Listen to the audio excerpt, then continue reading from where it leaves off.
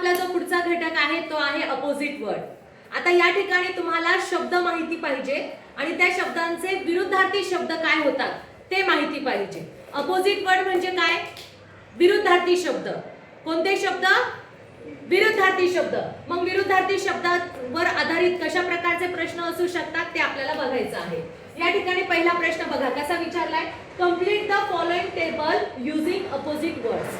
आता तुम्हाला हा जो बॉक्स दिलेला आहे, हा टेबल दिलेला आहे, या टेबलला पूर्ण करायचे. मग याच्यामध्ये दोन शब्द दिलेले आहेत. पुश.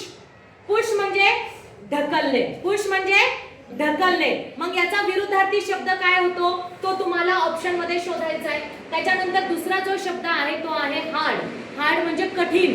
हार्ड म्हणजे कठीण. मग कठीणच्या विरुद्ध असणारा शब्द कोणता आहे? मग बघा बरं, पुश म्हणजे ढकलणे आणि मग त्याचा विरुद्धार्थी शब्द काय होईल? पुल. पुल म्हणजे ओढणे. मग इथे पुल कुठे आहे? हार्ड आहे. हार्डचा अपोजिट वर्ड म्हणजे काय? कठीण. कठीणच्या विरुद्धार्थी शब्द सॉफ्ट. मग आता आपल्याला पुल आणि सॉफ्ट शोधायचं आहे. पुल आणि थिन येईल का? नाही, हा ऑप्शन गेला.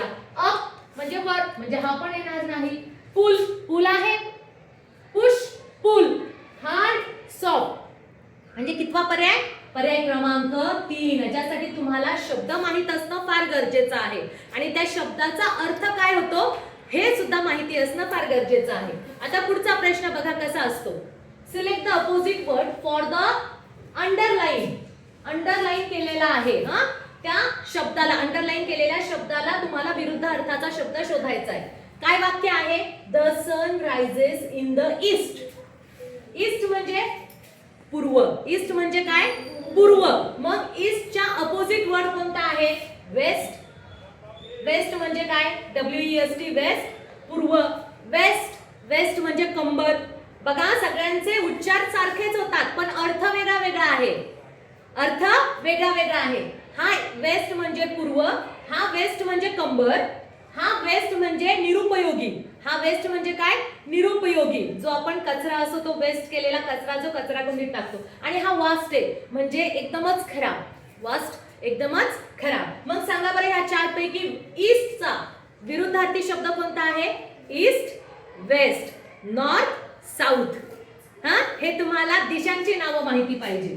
अगदी बरोबर. म्हणजे आपला पर्याय कोणता येईल? हा, ईस्ट.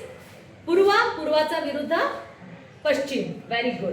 आता पुढे कशा प्रकारे प्रश्न विचारला जातोय बघा. तुम्हाला एक जोडी दिलेली आहे, वेट आणि ड्राय.